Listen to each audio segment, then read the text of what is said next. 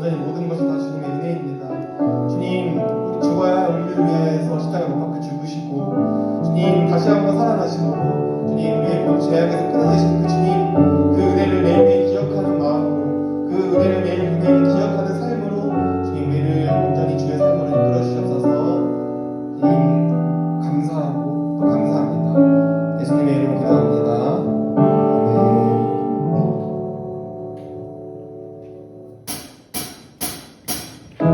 자, 우리 박수 치면서 찬양하도록 하겠습니다.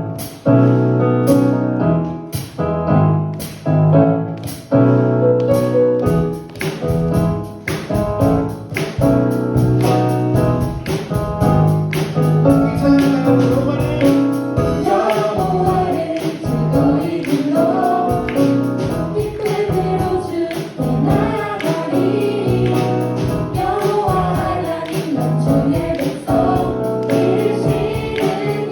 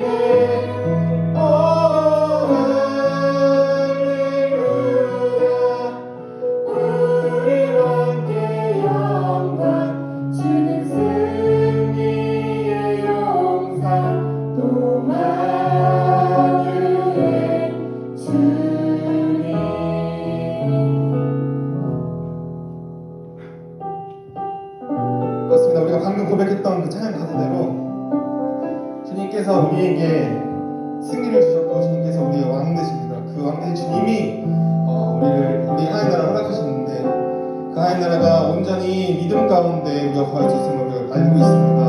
이 시간 고백할 때 우리에게 주어진 하나님 나라를 믿음으로 바라보게 해달라는 마음으로 같이 기도하는 마음으로 우리 찬양하도록 하겠습니다. 이곳에 임하신 하나님 나라 가난한 마음으로 바라보리라. 먼저 그 나라 그 뜻 구하며 나의 삶들이 주님이 맡기신 하나님 나라 믿음의 눈으로 바라보리라. 하늘의 뜻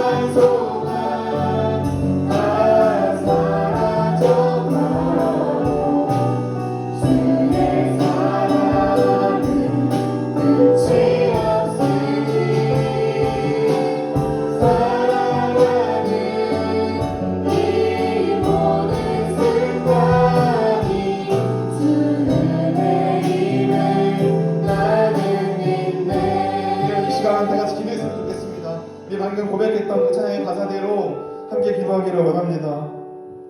주께서 우리에게 은혜를 주셨고 주께서 우리에게 사랑을 주셨습니다. 근데 우리들은 일주일의 삶을 살아가면서 얼마나 그 사랑과 그 은혜를 기억 못하고 살아가는 게 얼마나 많습니까? 세상에서 이야기하는 소망에 우리가 소망을 두고 세상에서 이야기하는 좋은 것에 우리가 얼마나 마음을 주면서 살았습니까? 주님, 우리 함께 하시셔서 매 순간순간 은혜가 생각나고 주님께서 우리에게 주신 그 감사가 떠올라서 그 감사와 은혜로 살아갈 수 있는 우리가 되게 해달라고 다 같이 이 시간 기도하도록 하겠습니다. 기도하시겠습니다.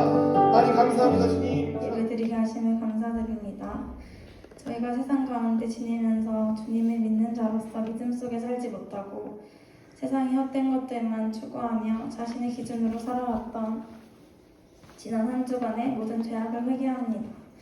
용서하여 주시고 이 시간 감사와 찬양으로 온전히 주님께만 집중하는 예배의 시간이 되게 해주세요. 특별히 오늘도 말씀의 강단에 세우신 정영훈 목사님을 기억하셔서 권능과 권세의 말씀을 더하여 주시고 위로부터의 참된 은혜로 듣는 우리의 마음을 열어주세요. 코로나로 인해 교회에 나오지 못한 이들이 많습니다. 코로나가 속히 종식되기를 원합니다. 비록 코로나로 인한 어려움이 있다 할지라도 하나님의 계획 속에 있음을 믿고 어떤 상황 속에서도 각자의 자리에서 하나님을 예배하는 주의 백성들이 되게 도와주세요. 저희들의 삶이 생명의 복음을 드러내는 삶이 되게 기도합니다.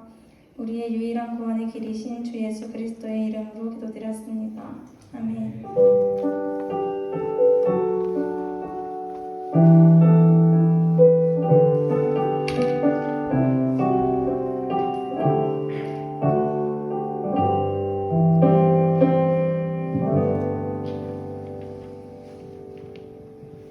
네, 성경 봉독하겠습니다. 로마서 9장 14절에서 33절입니다.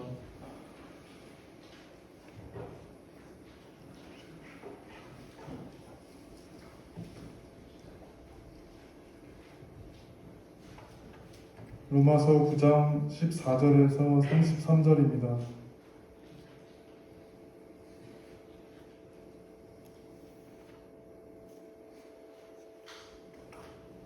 신약 251쪽입니다.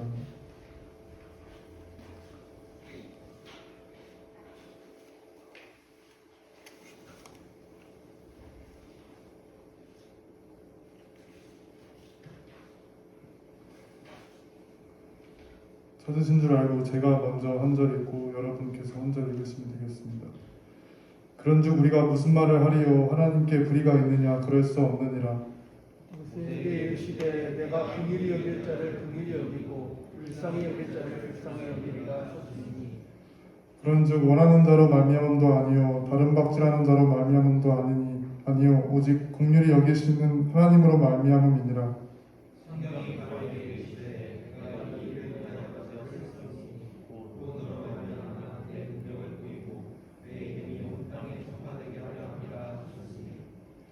그런즉 하나님께서 하고자 하시는 자를 긍휼히 여기시고 하고자 하시는 자를 완악하게 하시느니라.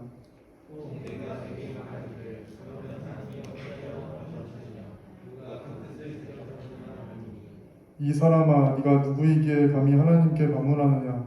지음을 받은 물건이 지은 자에게 어찌 나를 이같이 만들었느냐 말하겠느냐? 우리 자가 지는 한 더미로 하나는 귀 있을 것이고 하나는 처음 쓸 그릇을 만들 권한이 없느냐. 만일 하나님이 그의 진노를 보이시고 그의 능력을 알게 하고자 하사 멸하기로 준비된 진노의 그릇을 오래 참으심으로 관용하시고 또한 영광 받기로 예비하신 바 긍휼의 그릇에 대하여 그 영광의 풍성함을 알게 하고자 하실지라도 무슨 말을 하리요. 이 그릇은 우리니 곧 유대인 중에서뿐 아니라 이방인 중에서도 부르신 자니라. 모세에게도 이르기를 내가 내 백성이 아닌 자를 내 백성이라 사랑하지 아니한 자를 사랑한다라 부르리라. 너희는 내 백성이 아니라 한 그곳에서 그들이 살아계신 하나님의 아들이라 일컬음을 받으리라 함과 같으니라.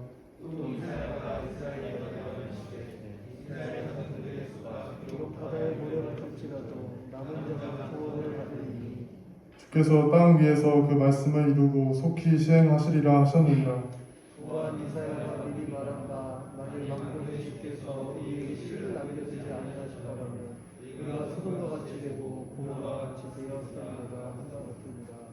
그런즉 우리가 무슨 말을 하리요? 의를 따르지 아니한 이방인들이 의를 얻었으니 곧 믿음에서 난 의요.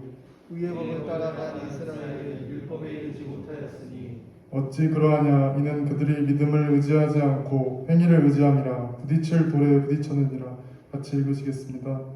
기록된 바 보라 내가 돌림돌과 거치는 바위를 시온에 두노니 그를 믿는 자는 부끄러움을 당하지 아니하리라 함과 같으니라.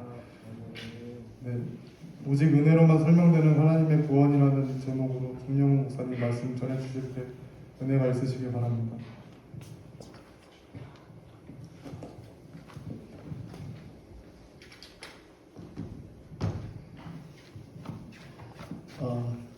사랑하는 청년 여러분, 5월이 되었습니다. 시간이 너무 빠르죠. 우리 벌써 이제 5월 가정의 달이 되었는데 1년에 한 분기가 금방 지나가고 또 4월도 지나가서 이제 5월이 되었어요. 평소 같으면 이제 5월이 되면 예년의 청년부 같았으면 이제 봄봄봄 페스티벌을 준비하고 그리고 같이 서로 뭔가 더 교제가 더 돈독해지고 그리고 우리 안에 이 예배 자리에 함께 초대할 우리 친구들에 대해서 생각하고 기도하고 하는 일들이 아마 이루어졌을 거예요. 근데 지금은 이제 코로나 사태잖아요. 그래서 어떻게 뭐 전도하기도 쉽지 않고 심지어 우리끼리 사모임을 갖기조차도 쉽지 않은 이런 상황인 거죠. 그럴 때 우리는 이런 생각 많이 하게 되는 것 같아요. 하나님은 도대체 뭘 하시는 걸까? 이런 생각이죠.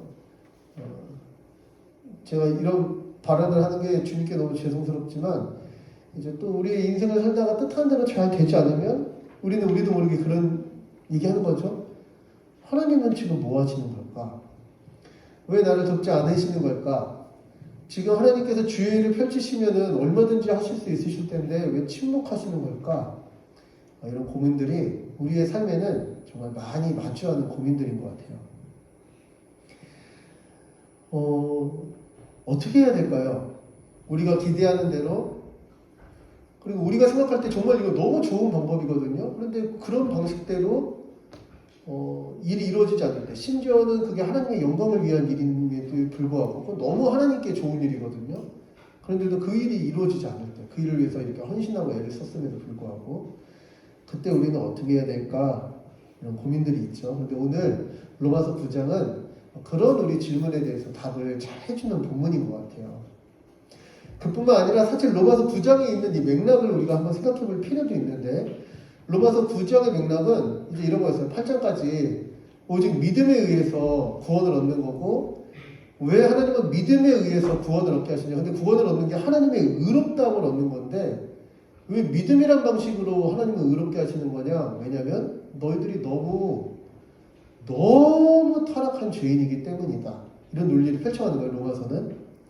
너희가 만약에 의로울 만한 법한 사람들, 의로운 일을 행할 법한 사람들이었다면 어쩌면 그러지 않았을지 모르겠지만 우리는 유대인이나 헬라인이나 할 것 없이 다 하나님 앞에 너무 참혹한 죄인이라 하나님은 더 이상 네가 뭘 하면 구원해 줄게. 이렇게 우리가 스스로 의를 이루는 방식을 택하지 않으시고 우리가 아무것도 하지 않고 하나님께서 나를 구원해 주세요. 하나님을 의지하는 방식으로 우리를 의롭다 하신다.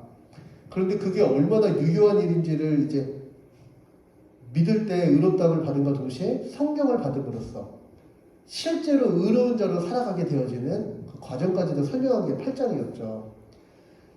그때 큰 반대에 부딪히는 거예요. 어떤 사람들한테 부딪히냐면 내가 의롭다고 생각하는 사람들. 왜 그렇게 말하냐? 나는 죄인이 아닌데. 난 의로워. 이 세상에 죄인이 얼마나 많은데 이 정도는 괜찮지 않아? 이렇게 말하는 사람들.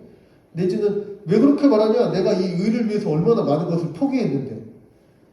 내가 이 의로운 자로서 하나님 앞에 세워지기 위해서 내가 얼마나 많은 헌신을 하고 포기를 했는데 그런 게 다 아무것도 아니고 믿음으로 구원을 받는다고 얘기하는 거냐? 이렇게 기분 나쁜 사람들이 있는 거예요.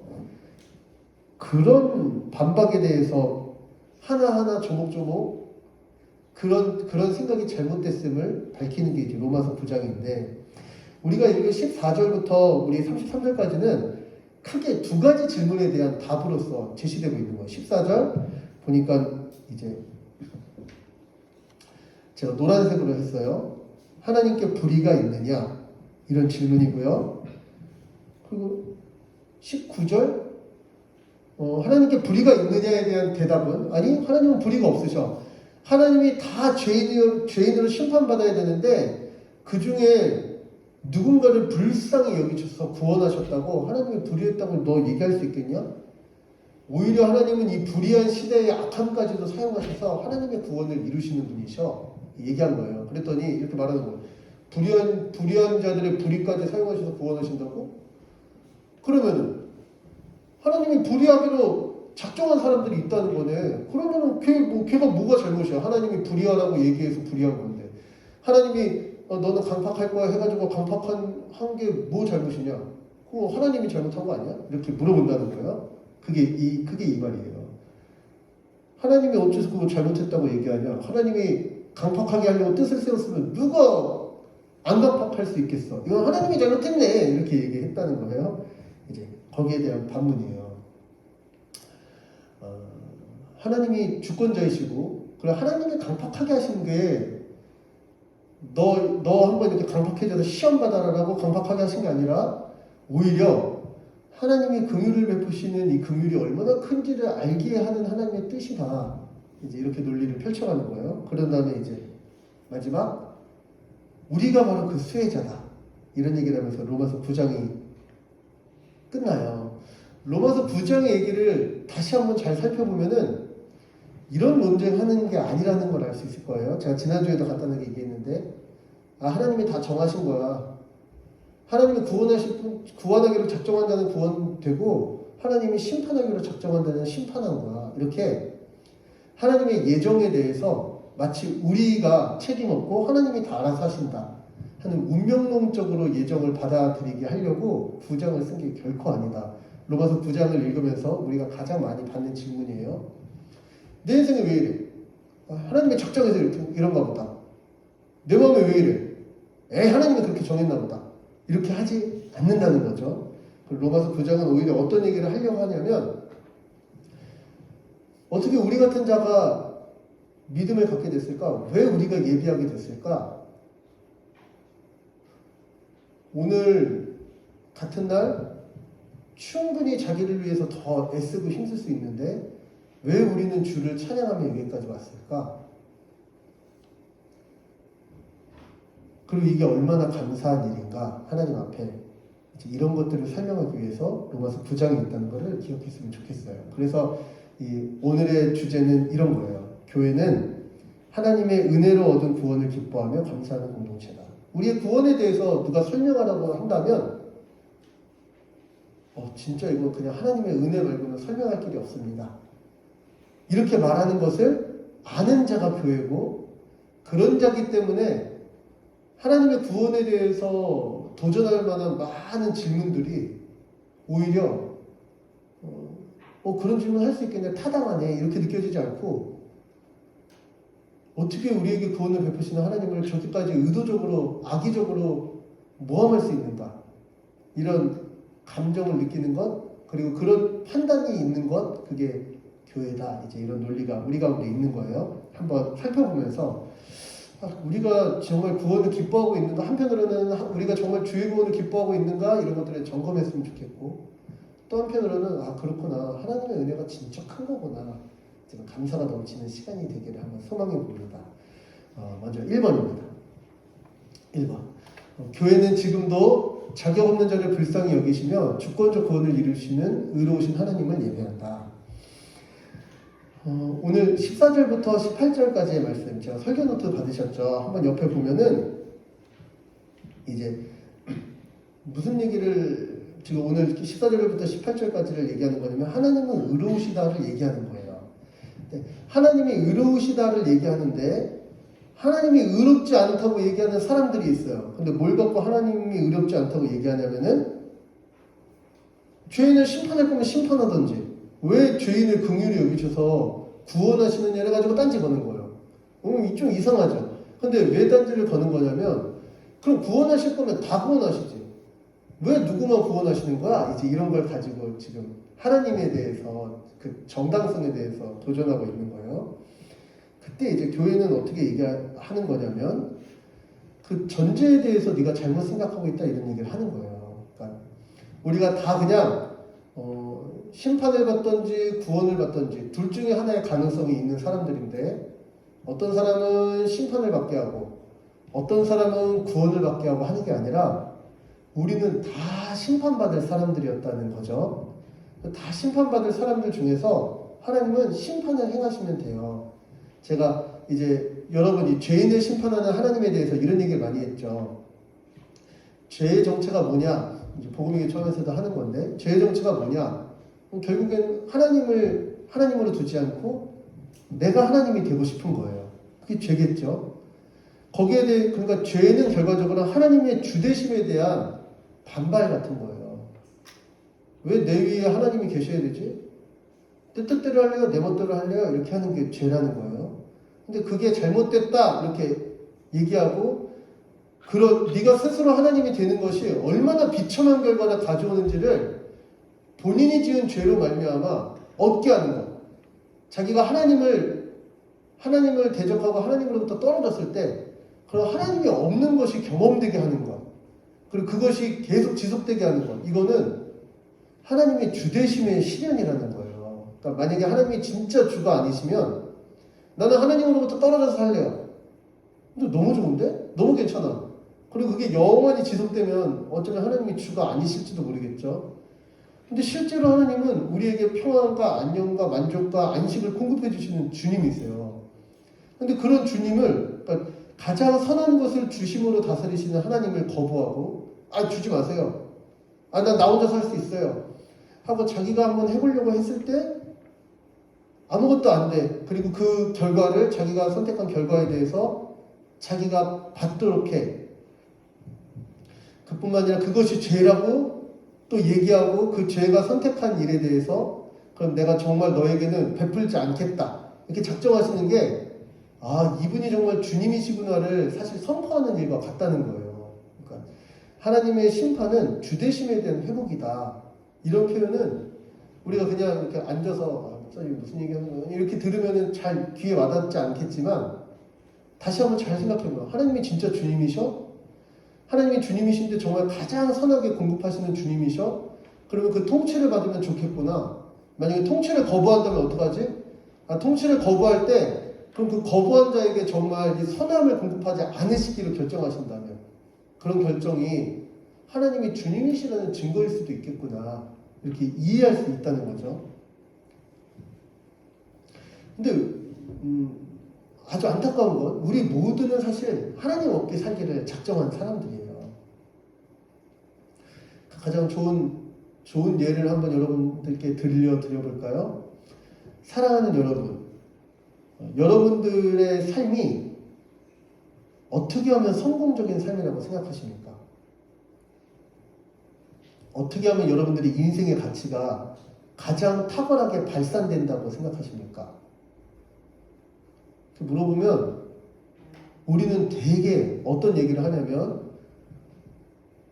세상의 정점, 어떤 특정한 직업이나 아니면 어떤 능력에 대해서 정점에 서가지고 그 일에 대해서는 타의 추종을 불허할 만큼 또 꼭대기에 딱 섰을 때 나의 나됨이 탁월하게 발산되고 그런 인생이 되게 가치 있는 인생 아닐까요? 이렇게 우리는 얘기해요. 성공한 인생에 대해서 우리는 그렇게 얘기한다는 거예요. 그리고 그런 생각이 사실 하나님 없는 생각 아닌가요? 그러니까 우리가 우리의 성공을 생각할 때 거기에 하나님이 개입되지 않아요. 우리가 우리 존재의 가장 탁월한 모습을 생각할 때 거기에는 하나님이 개입되거나 하나님이 간섭되어지지 않아요.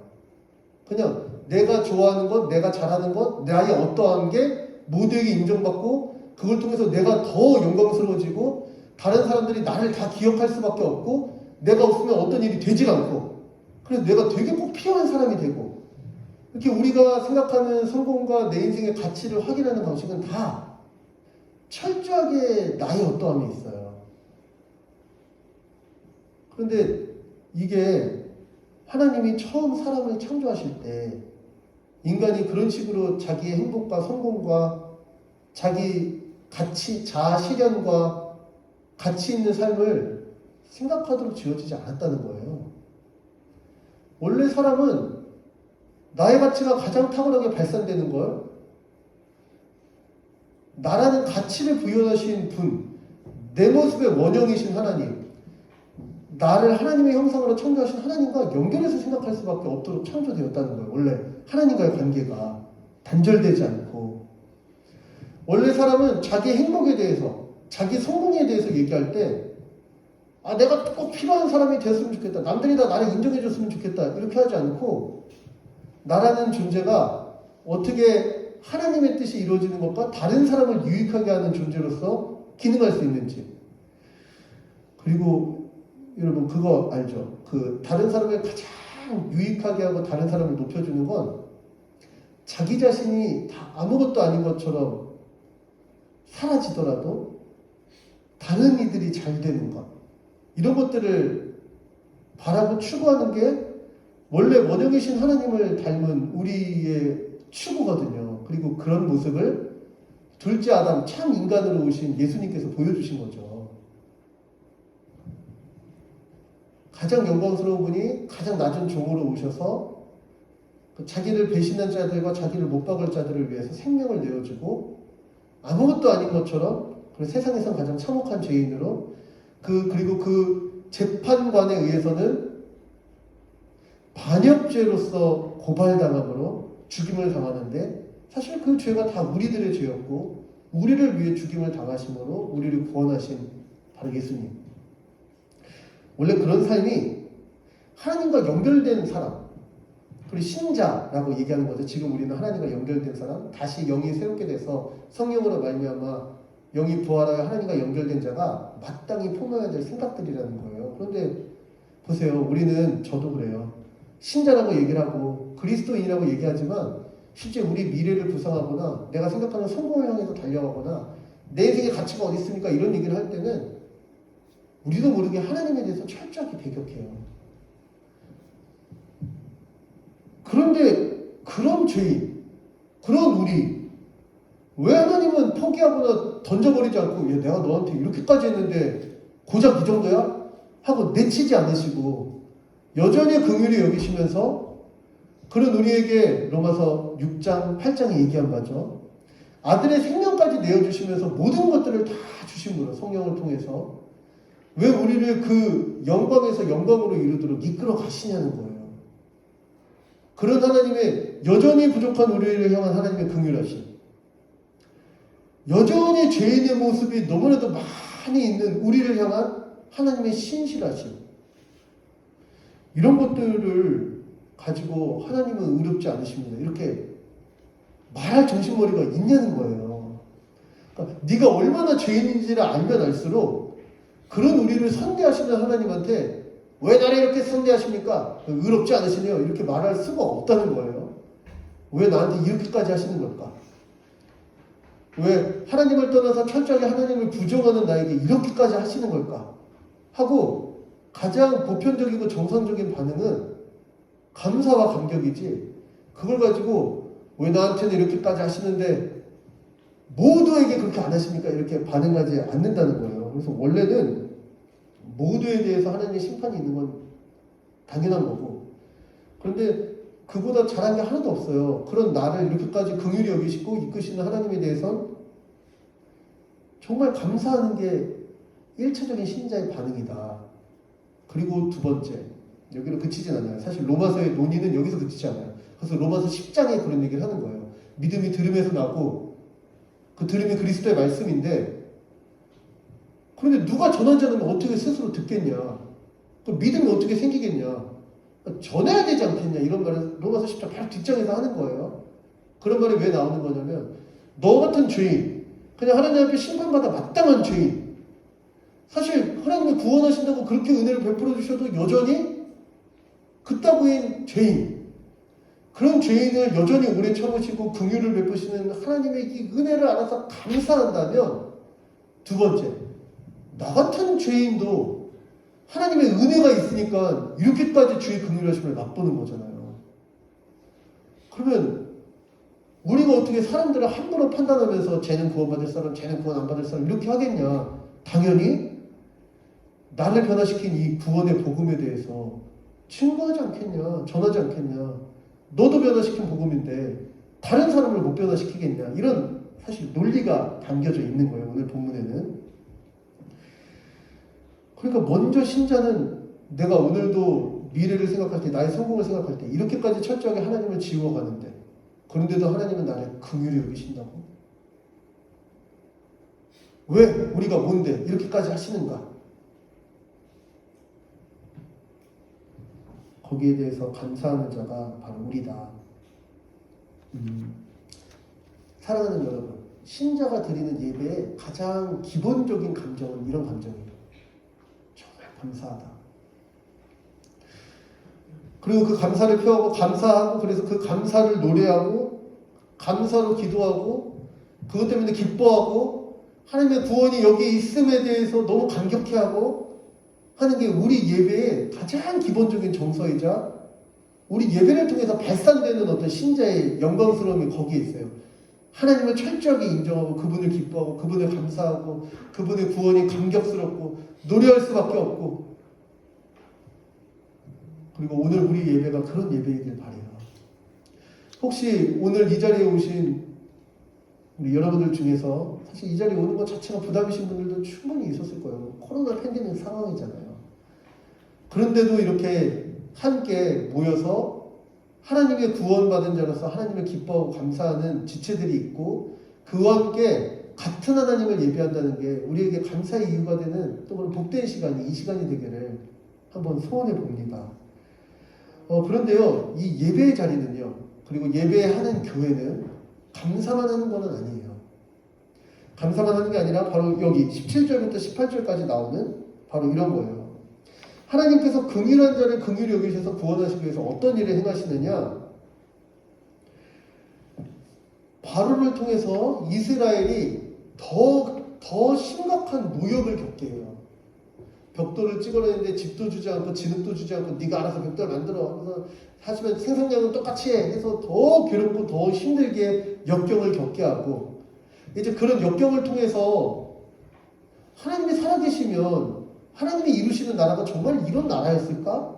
고민해보게 만들고 그리고 하나님께서 구원을 베푸실 때 또 악인이 더 악하게 그것을 막으려고 하고 하나님을 대적하려고 하고 하나님의 뜻을 무시하려고 하고 이런 것들을 통해서 하나님께서는 그 모든 대적자 하지만 이 세상에서 너무 커 보였던 대적자 그래서 그가 작정하면은 당연히 안 되는 것처럼 여겨졌던 그 일을 하나님이 깨트리시고 정말 세상의 주관자이자 집권자이며 세상의 권세와 정세를 가진 분이 누구신지를 펼쳐 보이시는 이 하나님의 구원에 대해서 악함까지도 선용하셔서 긍휼한 자를 구원하기를 기뻐하시는 하나님에 대해서 전적으로 의지하고 의탁하는 것 이게 신자의 자세다. 17절부터 18절까지 얘기하는 게 무슨 얘기냐면요. 바로에게 하나님께서 말씀하신다는 거예요.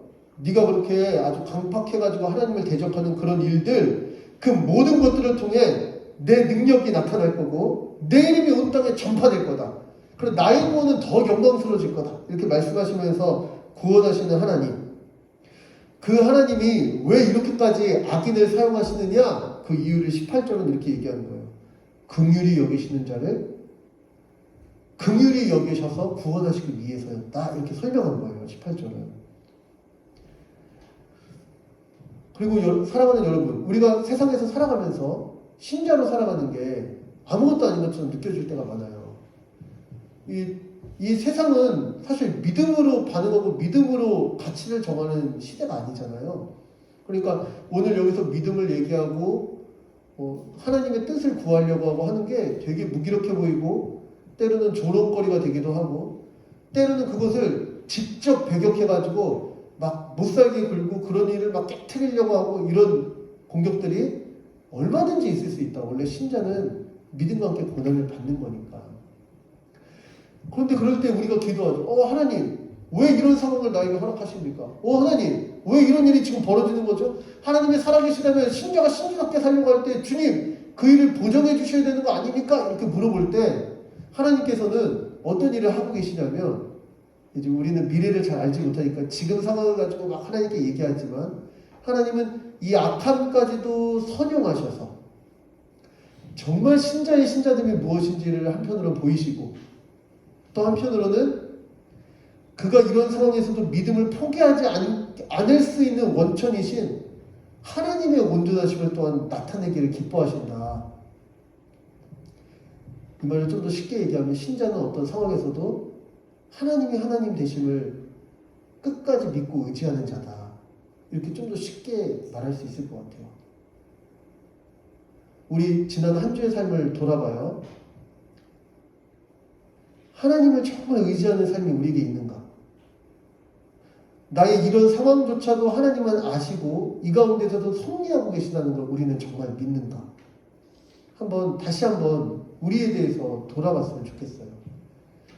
그리고 그것을 계속 믿고 그 하나님을 의탁하기에 그 하나님을 향한 감사와 그 하나님을 향한 신뢰, 이 두 가지가 함께 반응되어지는 것, 그게 예배라는 것도 우리 함께 생각해 봤으면 좋겠어요. 그게 바로 3번인데요.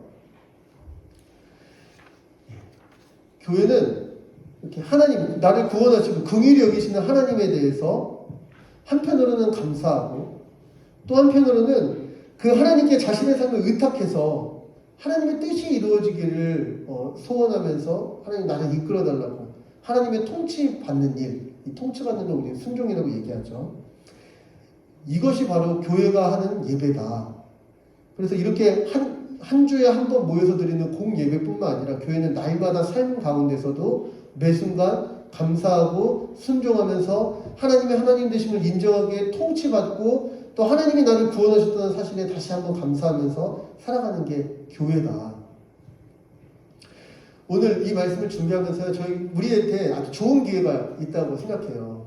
우리 다음 주에 감사 세미나가 있잖아요. 처음에 제가 감사 세미나를 하는데 청년들을 좀 참여시켰으면 좋겠다, 이걸 담임 목사님 말씀하셨을 때 사실 제가 약간 그렇게 너무 기쁘고 그러진 않았어요.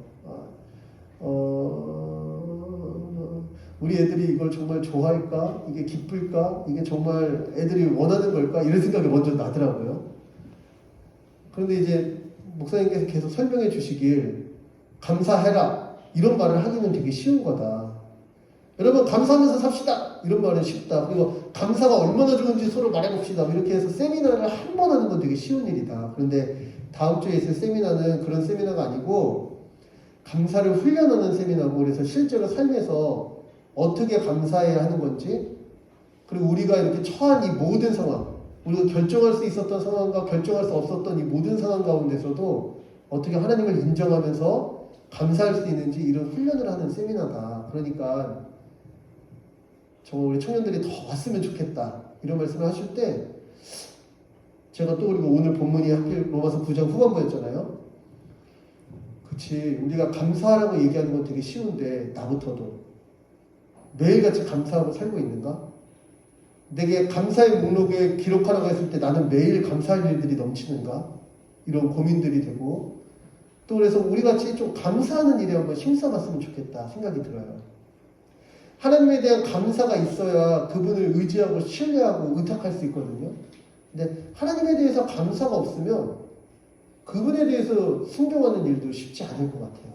그래서 우리 같이 한번 이 한 주 가운데 매일마다 감사할 일에 대해서 한번 생각해보고, 한번 나는 오늘 무엇이 감사한지 이런 것들을 고민하면서 한번 내써보고요. 다음 주에는 우리가 예배를, 이따 총무님이 또 광고하시겠지만 조금 당겨서 미리 예배 드리고 그런 다음에 감사 세미나를 들을 텐데, 그 세미나를 통해서도 우리의 삶의 이 감사가 실제로 경험되어지고 훈련되어지는 그런 복됨이 있으면 좋겠다 생각합니다. 두 번째, 교회는요, 그런데 첫 번째는 불쌍히 여기시고, 심판받을 자를 불쌍히 여기시고 구원을 이루시는 의로우신 하나님을 예배한다면, 두 번째, 하나님의 주권으로, 비슷한 말인데 심판받아 마땅한 죄인을 은혜로 구원하시는 하나님께 감사해요. 첫 번째로 두 번째가 도대체 뭐가 다릅니까? 이렇게 물어본다면, 첫 번째는 긍휼 자체에 이렇게 좀 더 방향성이 있다면 두 번째는요. 하나님의 주권에 대한 인정이에요. 한번 볼까요? 가로 1번입니다. 교회는 자신의 판단과 생각이 가장 옳다고 생각하며 하나님이라 할지라도 자기 기준과 생각으로 판단하는 교만을 범치 않는다.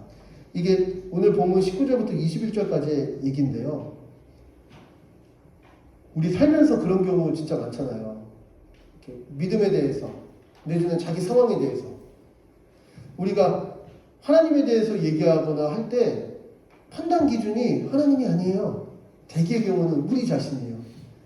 내가 생각할 때는 이게 옳은데 왜 하나님이 이렇게 안 하시지? 하나님이 옳지 않으신 거 아니야?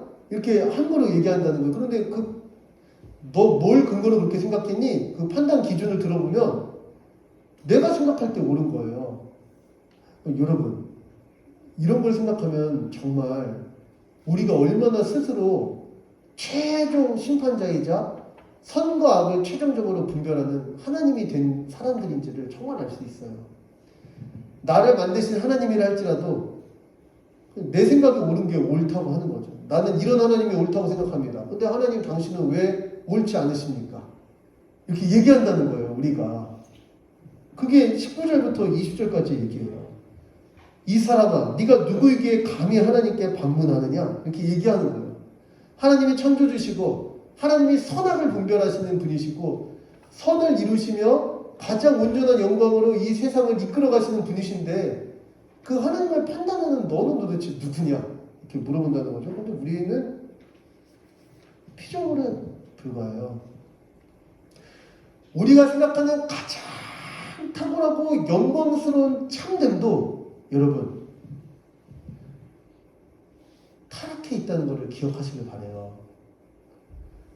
세상에서 추구하는 가장 영광스럽고 아름다운 어떤 것도 우리가 타락 상태라는 것을 간과해서는 안 된다는 거예요. 그게 여러분 우리 역사 가운데 계속 나타났어요. 제가 지난번에도 우리 잠깐 얘기했는데 프랑스 대혁명 이후에 사람들이 어떤 얘기를 했냐면 우리 가르치면 된다. 프랑스 대혁명 그리고 산업혁명 이렇게 있으면서 자꾸 계급에 의해서 사람의 운명이 결정된다고 얘기하지 말고 참된 것을 가르치고 교육하면 누구든지 변화될 수 있다. 그리고 우리의 삶은 지금보다 훨씬 더 가치 있어질 거다. 그래서 계몽주의가 나온 거죠. 계몽주의가 나와서 계속 가르쳤어요. 교육의 힘, 그리고 아는 것의 힘 이런 것들을 주장했어요. 그런데 자꾸 이렇게 가다 보니까 사람들마다 좀 이렇게 추구하는 방향들이 조금씩 다르잖아요. 그러니까 이거를 하나로 모으는 게 필요했어요. 그래서 하나의 기준, 하나의 절대성을 가지고 다 같이 그 점을 향해서 달려갑시다. 이렇게 해서 세상이 좋아졌죠, 옛날보다. 그런데 세상이 그렇게 하면 무조건 좋아지는 게 아니고요. 이제 그렇게 한 것 때문에 1차 세계대전과 2차 세계대전이 벌어진 거였어요. 우리가 어떤 것들을 추구하면 가장 아름다울 거다 이렇게 생각하지만 우리가 생각하는 건 가장 이거는 너무 온전해. 정말 그렇게만 되면 너무 좋겠다. 우리가 그냥 생각하는 것들이요. 근데 그런 것들도 타락한 우리가 생각하는 그런 타락한 우리가 구현하는 방식에 다 한계가 있다는 걸 우리는 인정할 필요가 있어요. 여러분, 자본주의가 나타난 다음에 계속 미국에서 그리고 전 세계적으로 이 더 개인이 이익을 창출하는 방식을 위해서 그것을 위해서 사회를 구성하고 추구하면서 살아가면서 점점 어떤 일이 벌어졌냐면 빈익빈 부익부 현상이 벌어지는 거죠. 그래가지고 공산주의가 나온 거였어요. 그 대안으로서. 모두가 다 공평하게 일을 하고 다 각자 보람을 느끼게 하고 다 똑같이 소득을 가져가자. 이 아주 고용주만 더 많이 가져가고 그리고 피고용인은 열심히 일을 했지만 조금 가져가게 되는 이런 소득 구조를 없애버리자. 다 똑같이 일해라. 다 똑같이 분배해보자. 괜찮았잖아요. 그런데 그 결과를 우리는 알고 있잖아요. 우리의 타락이 아무리 우리가 선한 것을 생각하고 추구해보려고 해도 한계점을 반드시 만들어낸다는 거예요. 왜냐하면 우리가 너무 자기 이익만 구하는 타락한 인간들이기 때문이죠. 죄인들이기 때문이죠. 그럼 목사님 어떡합니까? 세상은 그럼 그냥 악한 대로 그냥 둬야 됩니까? 물어본다면 아니에요. 그래서 하나님께서 이 타락한 인생들이 가장 이 땅에서 복될 뿐만 아니라 가장 탁월하게 살아갈 길도 이미 가르쳐 주셨어요. 그게 누구시죠? 맞아요. 예수님을 통해서.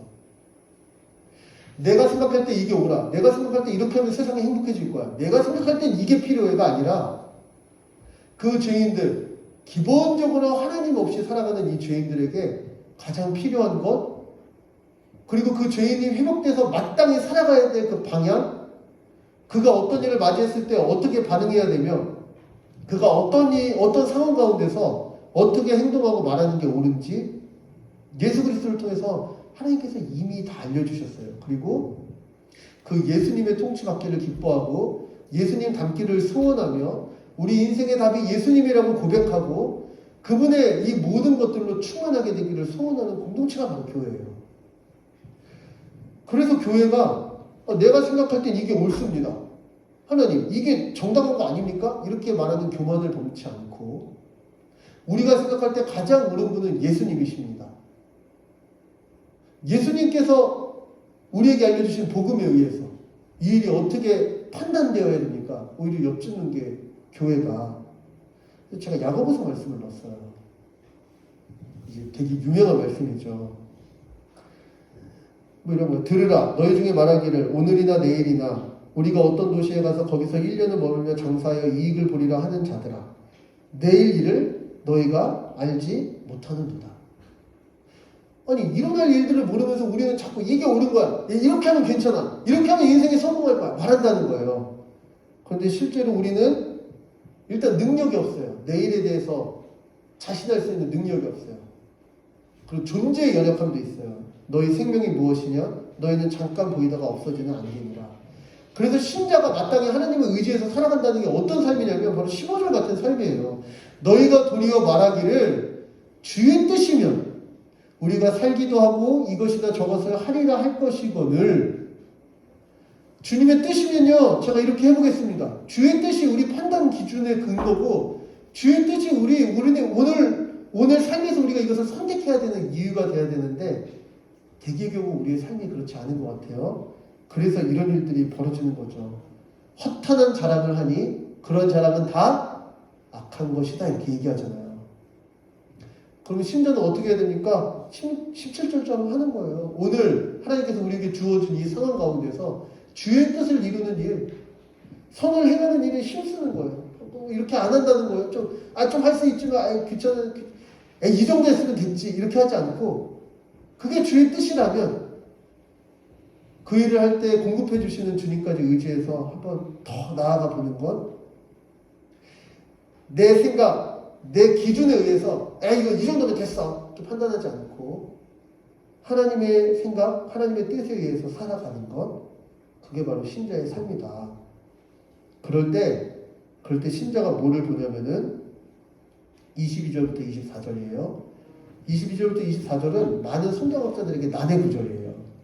근데 사실 예수 그리스도 십자가 복음을 알면 이건 난해 구절이 아니에요. 22절부터 24절 볼까요? 이게 뭐냐면 하나님이 그의 진노를 보이시고 그의 능력을 알게 하고자 하사 멸하기로 준비한 진노의 그릇을 오래 참으심으로 관용하시고 이 말이 무슨 말이냐면 하나님이 벌을 하시는데 하나님의 심판을 아주 명확하게 하시려고 걔네가 아직 죄가 차지 않았어. 그래서 더 죄를 짓게 놔두시는 거예요.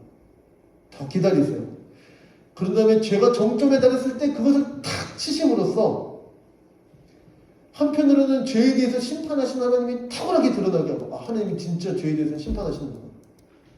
한편으로는 그와 별바 다를 바 없이 살아 마땅한 우리가 구원받았다는 게 얼마나 은혜인지 알게 하시는 이런 방식, 하나님의 방식. 하나님의 이런 식으로 우리를 구원하시는 것이 얼마나 놀라운 은혜인지 생각해봐라 이런 말이에요. 근데 이 말이 무슨 말이냐면 소돔과 고모라 같은 거예요.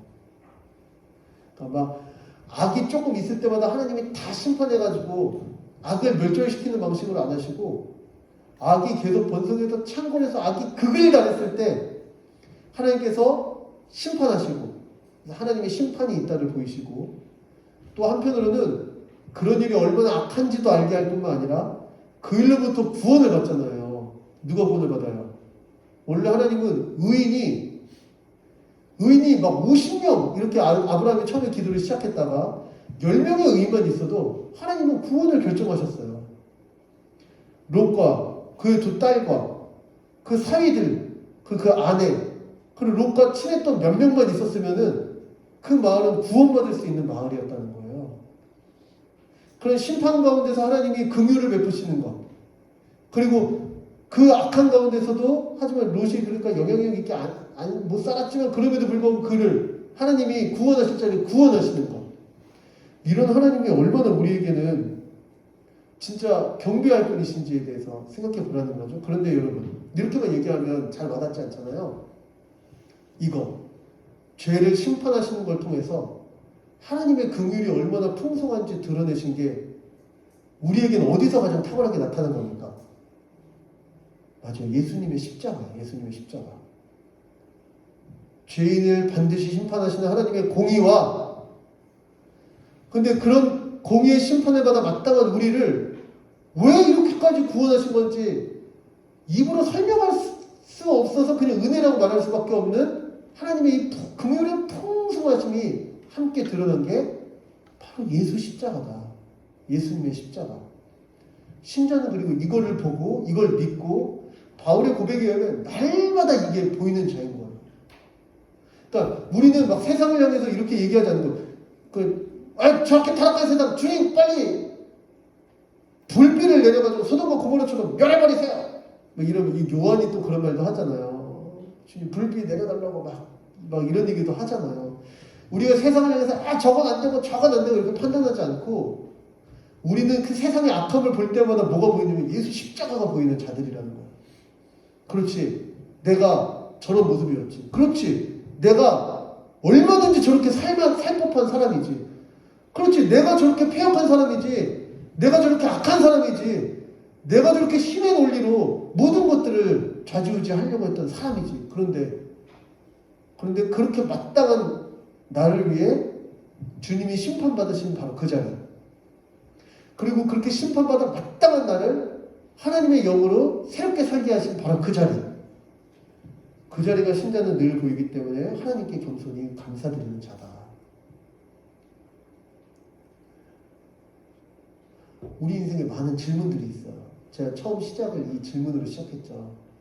내 뜻대로 잘 안 되고 내가 오랫동안 기도했는데 하나님이 안 들어주시고 할 때마다 우리는 얘기한다는 거예요. 하나님 도대체 어디 계십니까? 하나님 살아계신 거 맞습니까? 이렇게 얘기해요. 3번이에요.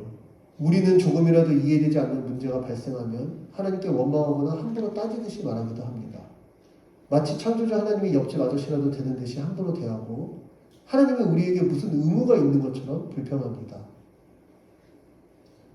오늘 본문을 근거로 우리는 하나님 앞에서 어떤 자세로 살아가야 하는지 한번 생각해 봅시다. 사랑하는 여러분, 로마서 6장이에요. 하나님께서 그 아들의 생명도 아끼지 않고 내어주신 분이시에요. 어찌 그 모든 것을 우리에게 주시지 않겠느냐. 빛들의 아버지께서 우리에게 가장 영광스러운 것을 지금도 공급해주고 계세요.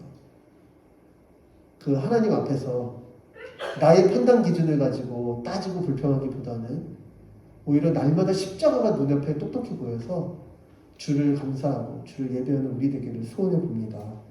두 번째입니다. 하나님은 죄인들에 대해서 진노하실 뿐만 아니라 그들을 심판하시는 이거 아니고요. 구원하시는 큰 능력을 갖고 계십니다. 또한 죄인들을 용서하시고 구원하시는 풍성한 긍휼도 갖고 계십니다. 하나님은 이 모든 것을 예수 그리스도를 통해 우리에게 보여주시며 우리가 이것을 잘 알기를 원하십니다. 하나님의 진노, 능력, 긍휼의 풍성함 등을 우리가 잘 알 때 어떤 삶의 변화와 열매가 맺혀지겠습니까? 우리 같이 한번 한 주에 하루를 마칠 때마다 오늘 불평하고 원망스럽고 짜증나는 일들을 나열하라면 진짜 많이 말할 수 있을 거예요. 하루 끝날 때 우리 지금 저는 여러분들 연애도 꼭 했으면 좋겠어요. 남친구 여자친구한테 전화해서 무슨 말 많이 해요. 진짜 오늘 재수 없었어 막 이러면서 막 불평 불만 막 얘기하고 혹시 이렇게 생활하실 거 아니면 오늘도 하나님께서 어떻게 역사하셨는지 감사할 일들에 대해서 더 얘기가 많이 되어집니다. 우리 같이 이 신자로서 이 모든 상황 가운데서 죄에 대해서 진노하시는 하나님이 어떻게 우리를 죄로부터 멀게 지금도 신실하게 인도하고 계시는지, 그리고 우리의 연약함에 대해서 긍휼히 여기시면서 얼마나 우리를 사랑으로 인도하시는지 더 고백하고 더 감사하고 예배하는 우리 되기를 한번 소원해 봅니다. 우리 마지막 3번인데요. 3번. 그런데 이 모든 일들이요, 근데 구약에서 하나님께서 이미 다 약속하시고 예정하셨던 일이라는 거예요. 바로 우리 1번 보면은 교회는 구약으로부터 땅의 모든 족속의 구원을 계획하시고 폐역하고 타락한 죄인들을 이끄신 하나님의 구원 역사를 잘 알고 이로 인해 감사하는 공동체다. 오늘은 이제 주로 감사가 많은 건데요. 호세아서에 보면은 제가 거기 호세아서 말씀을 넣었어요. 이런 거예요. 이스라엘이 너무 타락하니까 하나님이 호세아 선지서를 부르세요. 그리고 호세아가 바로 예수와 의미가 똑같아요. 여호수아, 호세아, 예수와 이게 다 똑같은 의미예요. 하나님이 우리를 구원하시길 바라는 이름을 가진 이 선지자에게 그때 가장 타락한 여인, 좀 더 직설적으로 얘기하면 창렬한 결혼을 하라고 해요. 그게 바로 고멜이에요. 근데 호세아가 고멜하고 이렇게 이 타락한 여인하고 그렇게 사랑으로 보듬어서 하나님이 결혼하라고 그랬으니까 정말 잘 해보려고 하면 이 여자가 자꾸 바람을 피는 거예요. 자꾸 다른 남자를 품에 안기고. 근데 그걸 보고 호세아가 다시 품고 이렇게 하는 거예요. 근데 이게 뭐냐면 이스라엘을 사랑하시는 하나님을 알려주는 거예요. 하나님이 그렇게 이스라엘을 사랑해도 이스라엘이 영적으로 계속 가늠하고 하나님을 벗어나고 하나님이 없다 하고 하나님이 없는 자처럼 살아가고, 그런 너희의 모습을 하나님이 호세아를 통해서 고발하시는 거거든요. 이스라엘의 모습을. 그런데 그 고멜이 호세아의 딸을 낳았어요. 그런데 그 이름을 뭐라고 하라고 하냐면 루하마라 이렇게 하라고 해요. 이게 뭐냐면 루하마, 사랑하다, 불쌍히 여기다, 긍휼히 여기다 이런 뜻인데, 로는 아니다, 부정 접두사거든요. 루하마, 긍휼이 없다, 사랑이 없다 이렇게 부르라는 거예요. 그런 다음에 하나님이 그게 너희를 대하는 나의 방식이 될 거다 이렇게 선언해 버리시는 거예요. 그리고 두 번째, 아들을 또 낳았어요. 임신해서 아들을 낳았어요. 이게 둘째 아들은 아니에요. 애를 많이 낳았어요. 아들을 딱 낳았는데 그때 이름을 뭐라고 하라고 하냐면 로암미라 하라 이렇게 하는 거예요. 암미가 백성이라는 뜻이에요. 근데 로암미니까 너는 내 백성이 아니다. 하나님이 이렇게 선언해버린 거예요. 이스라엘을 향해서. 그런데 선언만 딱 하고 내가 너를 더 이상 불쌍히 여기지 않고 너를 내 백성으로 취급하지 않을 거야 한 다음에 그게 9절이거든요. 백성이 아니라 나는 너희 하나님이 되지 아니할 것입니다 한 다음에 10절 다 같이 읽어볼까요? 시작. 그러나 이스라엘 자손의 수가 바닷가의 모래같이 되어 헤아릴 수 없고 셀 수도 없을 것이며, 전에 그들에게 이르기를 너희는 내 백성이 아니라 한 그곳에서 그들에게 이르기를 너희는 살아계신 하나님의 아들들이라 할 것이라. 아멘. 하나님이 이게 뭐예요? 막 왔다 갔다 하는 것도 아니고 뭐라고 얘기하시는 거냐면 너희에게 긍휼이 없어, 백성이 아니야 할 것 같은 고통의 시간이 있겠지만 그러나 나는 너희를 다시 구원할 거다 이런 말씀이에요. 그리고 이스라엘이 바벨론의 포로로 끌려갔다가 다시 돌아와서 예수님께서 오신 거예요. 그리고 예수님을 믿고 교회가 어떤 존재가 됐습니까? 베드로전서가 이렇게 얘기하는 거예요. 베드로전서 2장 9절에서 10절. 9절부터 10절 다 같이 한번 읽어볼까요? 시작. 그러나 너희는 택하신 족속이요 왕같은 제사장들이요 거룩한 나라요 그의 소유가 된 백성이니 이는 너희를 어두운 데서 불러내어 그의 기이한 빛에 들어오게 하신 이의 아름다운 덕을 선포하게 하려 하심이라.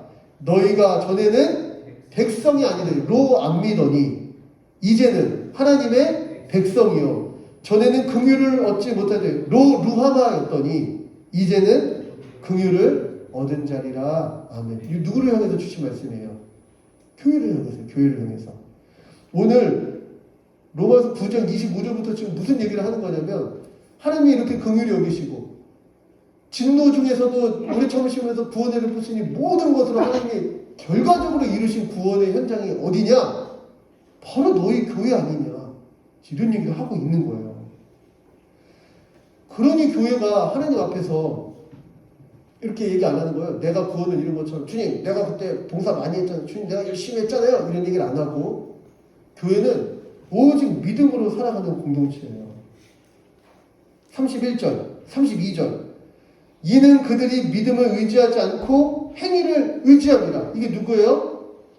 이스라엘 백성들 중에서 자기 행위로 구원을 받으려는 자들, 그래서 자기가 옳다고 생각하는 자들, 자기의 생각에 의하면은 하나님이 이루신 일이라도 옳지 않다고 말하는 자들, 그런 자들 하나님의 진노의 대상이 될 거다. 그러니 30절 이방인들도 의를 얻었으니 믿음에서는 이 의를 너희도 받았으면 좋겠다. 사실 말하는 결론은 이런 거예요. 너희 유대인들아, 자꾸 네 생각에 의해서 하나님의 이 구원이 옳지 않다고 얘기하면서 믿지 말지 말고 제발 믿었으면 좋겠다. 그리고 이 구원을 받았으면 좋겠다. 이런 얘기를 하는 거예요.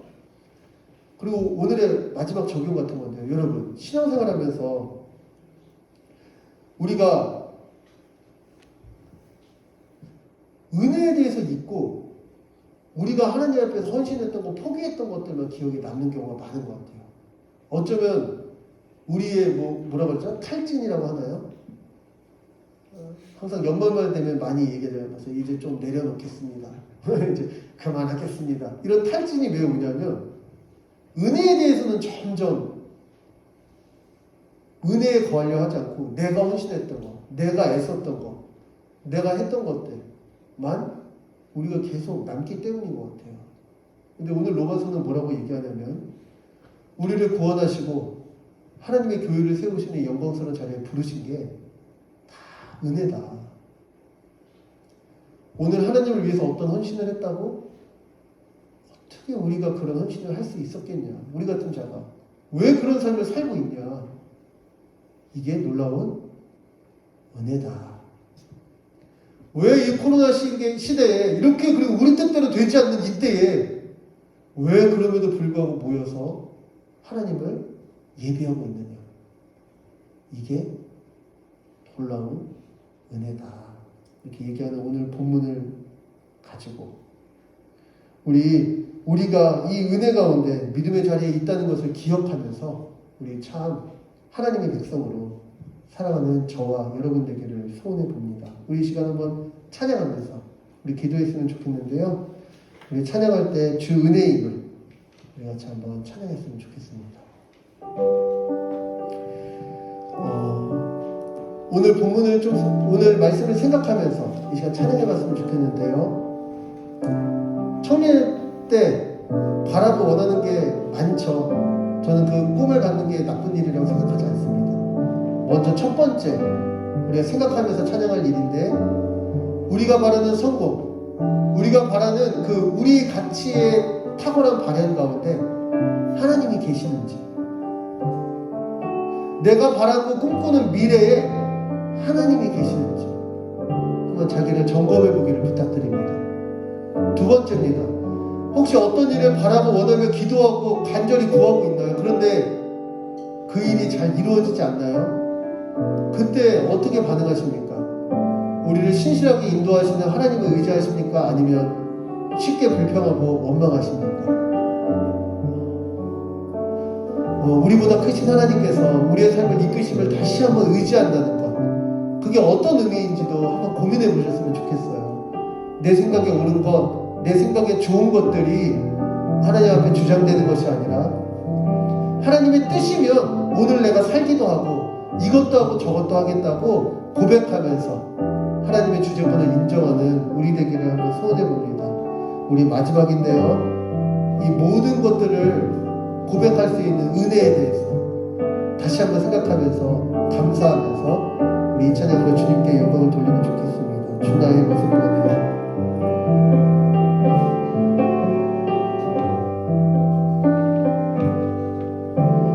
주 나의 모습 보내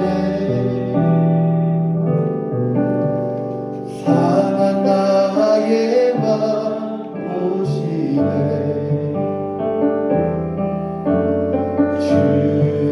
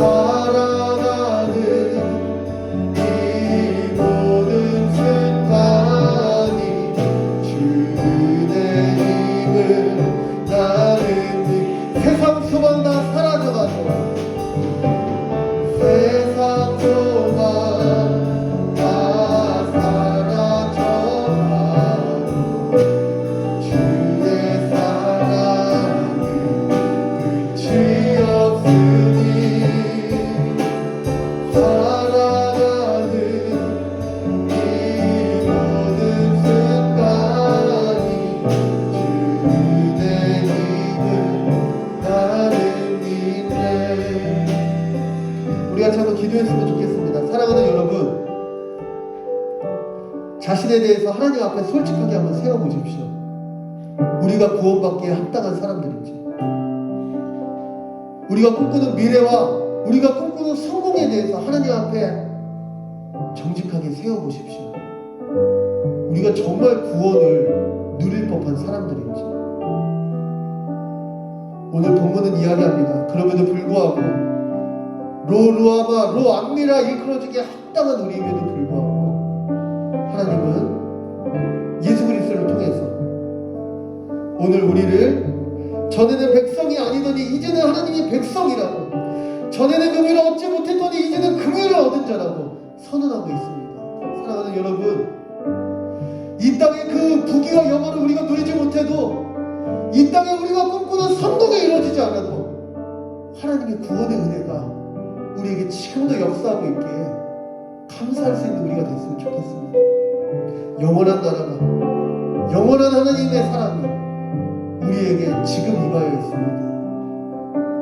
더 감사하고 나 같은 자를 구원하신 이 하나님을 위해서 다시 한번 비전을 세우고 이 청년의 때 주 앞에 우리의 삶을 이루어가는 우리 되기를 한번 소원해봅니다. 이 시간 우리 말씀 가운데 우리 생각나는 대로 기도했으면 좋겠습니다. 혹시 이 구원의 은혜가 정말 아닌 것처럼 이 마음이 건조하신 분들이 있다면, 하나님 구원의 은혜가 오늘 나를 다시 감사의 자리로, 다시 하나님께 순종하는 예배의 자리로 이끌게 하여 달라고, 이 구원의 은혜가 더 우리에게 실제가 되어지도록 기도하시길 바랍니다. 혹시 오늘 하나님의 뜻과 상관없이 내가 세운 뜻들이 더 내 삶에 주장되고 있다면, 하나님 다시 한번 하나님께서 나의 주인이 되어주셔서 우리의 삶을 주님께서 이끌어달라고, 우리같이 생각나는 대로 말씀 가운데 받은 은혜대로 또 드린 기도 제목을 가지고 같이 기도하는 시간 갖도록 하겠습니다. 기도하겠습니다.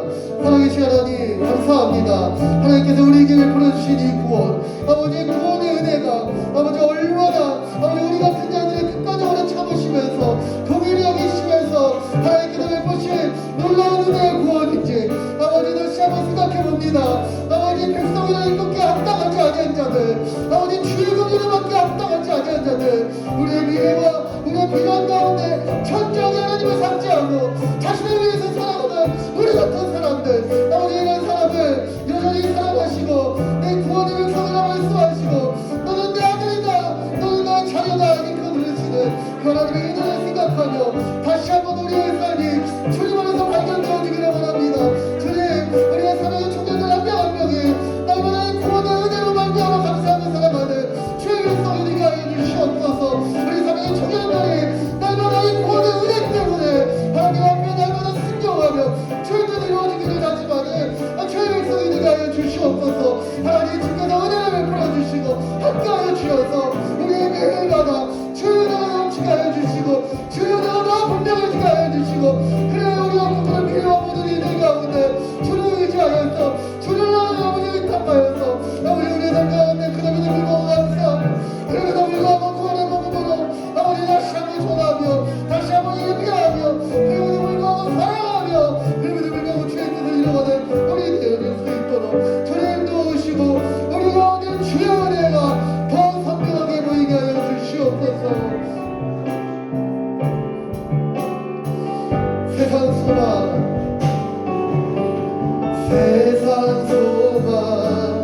다 사라져가도 주의 사랑은 끝이 없으니 살아가는 이 모든 순간이 주의 이름을 나는 믿네.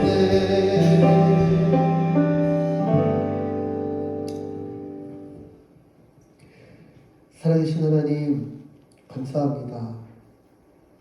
코로나 팬데믹 사태가 길어지고 또 함께 교회로 교제하는 날들이 둔화되면 둔화될수록 우리도 모르게 오늘 하루에 감사 기쁨보다는 불평과 원망이 쌓이고 내 뜻대로 되지 않는 이 상황 가운데서 주를 의심하기 쉬운 이때에 다시 한번 그럼에도 불구하고 주의 긍휼받기에 합당치 않은 우리, 주의 백성이라 일컬어지기 합당치 아니한 우리에게 오늘도 긍휼을 베푸시고 구원의 은혜로 우리를 이끄시는 주의 선하심과 신실하심을 주님 바라보게 하여 주시니 주님 참 감사합니다.